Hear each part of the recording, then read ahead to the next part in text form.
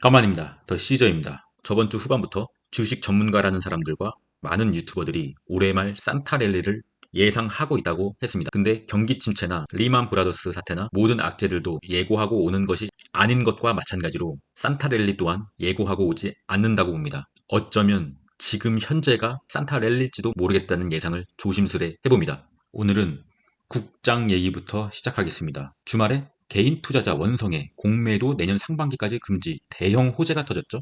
공매도란 주가 하락에 베팅해서 주식을 빌려 팔았다가 실제로 주가가 떨어지면 싸게 사서 갚아서 이익을 내는 투자 기법입니다. 몇 달 전 2차전지 관련주가 미친 듯이 급등을 하면서 공매도 세력은 2차전지의 고점을 예상하고 2차전지에 미친 듯이 공매도를 때렸습니다. 그런데 공매도 금지 뉴스가 터졌으니까 고점에서 주식을 빌려서 미리 팔아놓은 2차 전지 관련주 주식들을 갚아야겠죠. 왜냐하면 지금 못 갚으면은 더 비싼 가격에 갚아야 되기 때문이죠. 그래서 오늘 장에 2차 전지 관련주가 미친 듯이 상한가를 치고 상한가를 치지 못한 종목들도 엄청나게 오른 것입니다. 공매도 세력이 지금 2차 전지 관련주를 갚지 못하면 엄청난 손해를 보기 때문이죠. 2차 전지 관련주는 거의 다 코스닥이죠. 그리고 오늘 코스닥은 7.34%가 오르게 됩니다. 코스피도 덩달아서 5.66% 올랐지만 코스닥은 무려 7.34%. 제가 주식을 엄청 오래 했지만 코스닥이 하루에 7.34%가 오른 것을 본 기억이 없습니다. 정말 오늘은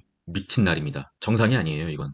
그냥 미친 날인 것 같습니다. 보조 지표상으로 보면은 이미 스토캐스틱은 골든 크로스를 이뤄내었고요. 볼린저 밴드 상단에 아주 근접했습니다. 아주 조금밖에 안 남았죠. RSI 같은 경우는 고점 신호인 70 이상을 아직 도달하지 못했고요. 제 생각에는 국장이 내일 또는 내일 모레 한 번 더 랠리를 펼칠 수도 있을 것 같다는 생각이 듭니다. 코스피 코스닥을 주봉으로 한번 보겠습니다. 주봉에서도 스토캐스틱 골든크로스가 일어났고요.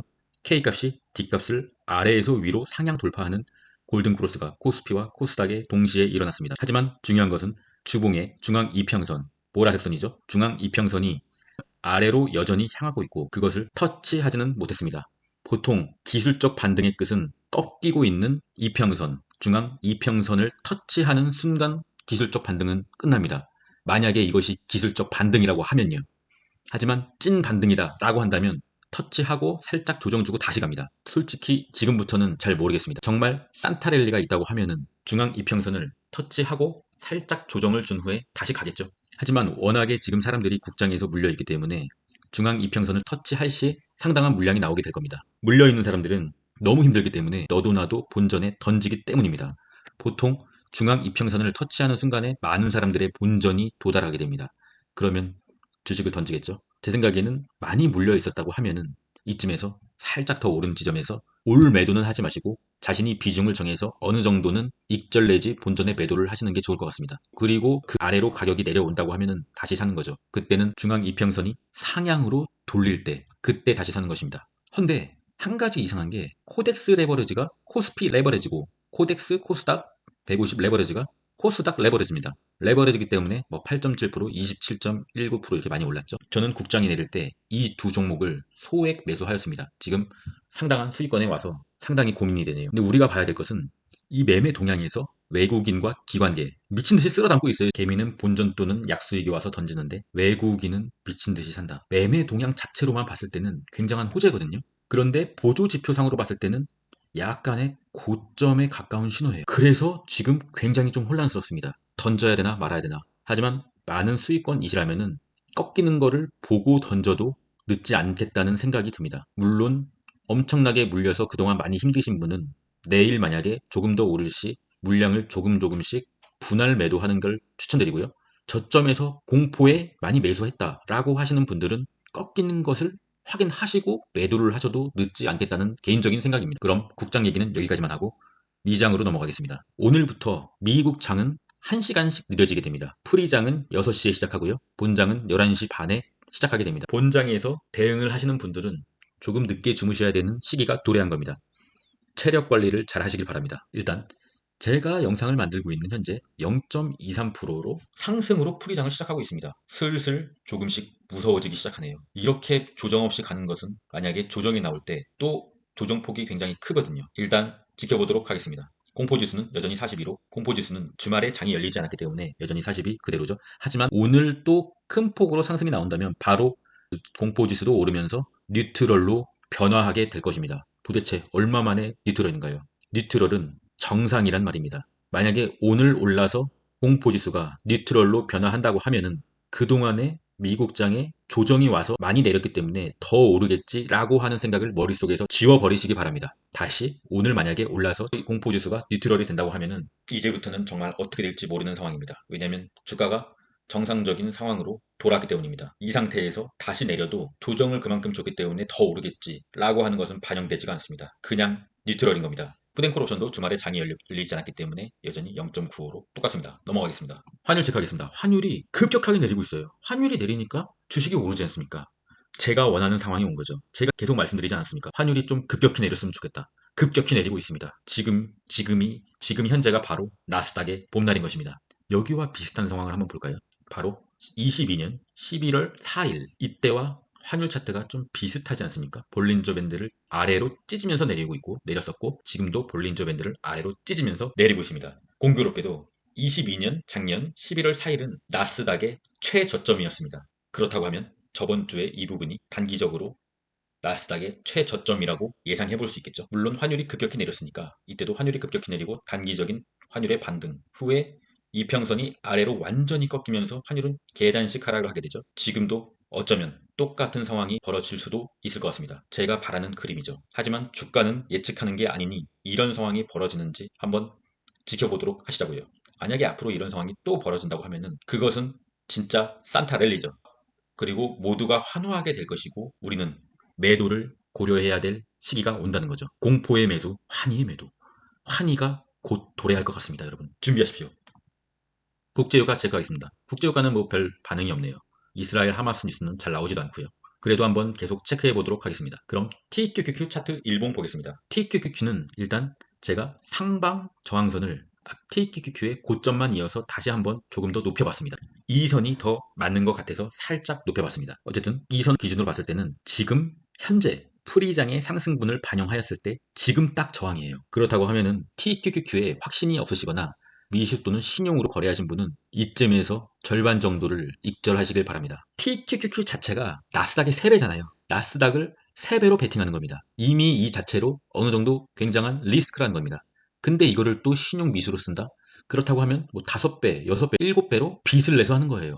굉장히 위험한 거죠. 때문에 지금 저항선에 맞았으니 살짝 어느 정도는 수익이시라면 어느 정도는 익절하시고 이 저항선을 뚫는지 한번 지켜보시자고요. 그럼 보조지표로 보는 TQQQ 차트 일봉입니다. 현재 프리장 상황을 반영하였고요. 일단 보조지표상으로는 단기적인 최고점의 신호는 보이지 않고 있어요. 왜냐하면 스토캐스틱 슬로우가 과매도 상황에 진입하지 않았기 때문이죠. 하지만 오늘 밤에 만약에 또 급등을 한다고 하면 바로 스토캐스틱 슬로우 과매도에 진입을 하게 됩니다. 과매도에 진입을 하고 나서는 어딜 봐야 되죠? 볼린저 밴드 상단. 만약에 여기까지 간다고 하면은 무조건 홀딩이라는 관점보다는 어느 정도 부분 익절을 추천드립니다. 아무리 계좌에 플러스가 많이 찍혀 있으면 뭐합니까? 팔지 않으면 내 돈이 아닌데 어느 정도는 부분 익절을 추천드립니다. 스토캐스틱 과매도의 상황과 볼린저 밴드의 상단 근처에서 말입니다. 속슬도 보겠습니다. 속슬 일봉 차트는 장기 하방 지지선을 오늘 만약에 오를 시 돌파할 것 같고요. 보조지표상으로 봤을 때도 완전한 고점 징후는 아직 보이지 않고 있습니다. 스토캐스틱 과매도권에 진입하지도 않았고요. 속슬은 조금 더 지켜보도록 하겠습니다. 불주 차트 보겠습니다. 불주가 지금 TQQQ와 속슬 불주 판국 4대 3배 레버리지 중에서 제일 빠르죠. 무려 단기 상방 지지선을 돌파해버렸고요. 보조지표상으로 봤을 때 오늘 또 오른다고 하면 바로 스토캐스틱 과매도권에 진입하게 됩니다. 불주도 마찬가지로 볼린저 밴드를 터치할 시 어느 정도 물량을 줄이고 볼린저 밴드를 찢으면서 올라가는지 관찰해 보도록 하겠습니다. 역시 불지입니다. 불지가 최고죠. 제가 말씀드렸죠. 나는 언더독이다. 속스보단 불지다. 불지를 매도할 시기가 드디어 얼마 남지 않은 것 같습니다. TMF 채권이나 이상한 계잡주 추천하는 유튜버는 보지 마세요. 여러분 제 것만 보시면 됩니다. 오지 않습니까? 수익권이. 큰 수익권이요. 속스 차트 지옥으로 가길 바라면서 넘어가도록 하겠습니다. 비트코인 보겠습니다. 비트코인 같은 경우는 고점에서 익절 물량들을 소화하면서 긴 횡보를 보이고 있습니다. 이평선은 올라오고 있죠. 올라오는 이평선을 지지만 해주고 지지해주는 그림이 나온다면 다시 한번 비트코인은 쏠 수가 있습니다. 좀 더 관찰해 보도록 하겠습니다. 이더리움 차트 보겠습니다. 이더리움은 제가 말씀드린 대로 횡보를 하긴 하는데 약간씩 위로 오르는 횡보를 하고 있죠. 그냥 우상향인 거죠. 주말을 이용해서 확실하게 한 단계 레벨업을 해주면서 알트에 장이 오고 있는 거죠.